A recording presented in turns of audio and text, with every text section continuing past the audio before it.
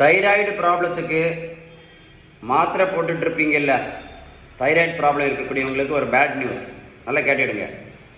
Thyroid problem இருக்கக்கூடியவங்களுக்கு இருதய problem, heart problem வர்றதுக்கு நிறைய வாய்ப்பு இருக்குது.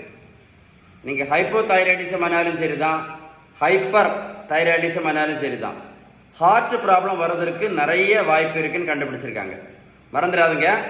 ஸோ அதனால் தைராய்டு ப்ராப்ளம் இருக்கக்கூடியவங்க நீங்கள் முக்கியமாக கான்சென்ட்ரேட் பண்ண வேண்டியது எதுக்குல, பேலன்ஸ்டு டயட்டில் தான்.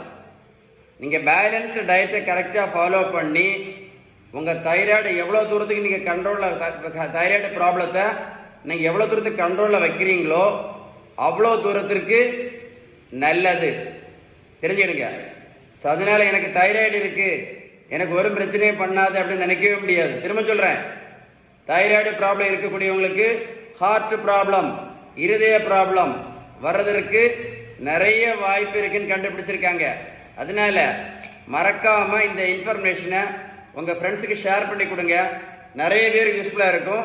அது மட்டும் இல்லை, இந்த மாதிரி அடி வயிற்று கொழுப்பை வச்சுக்கிட்டு நீங்கள் தைராய்டு மாத்திரை சாப்பிட்டாலும் எந்த பிரயோஜனமும் கிடையாது. அதனால் முதல்ல செய்ய வேண்டியது வெயிட்டை கண்டிப்பாக குறைங்க. வெயிட்டை குறைக்க ஏதாவது உதவி தேவைப்பட்டாலும் கண்டிப்பாக கால் பண்ணி பேசுங்க.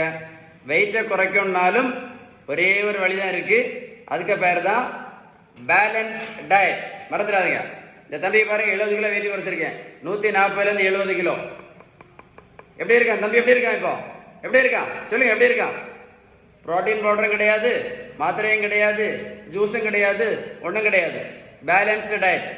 வீடியோ சேவ் பண்ணி வச்சுக்கிட்டு இந்த வீடியோ ஒர்க்கோட போட்டு கேளுங்க, உங்களுக்கே புதுசாக தெரியும்.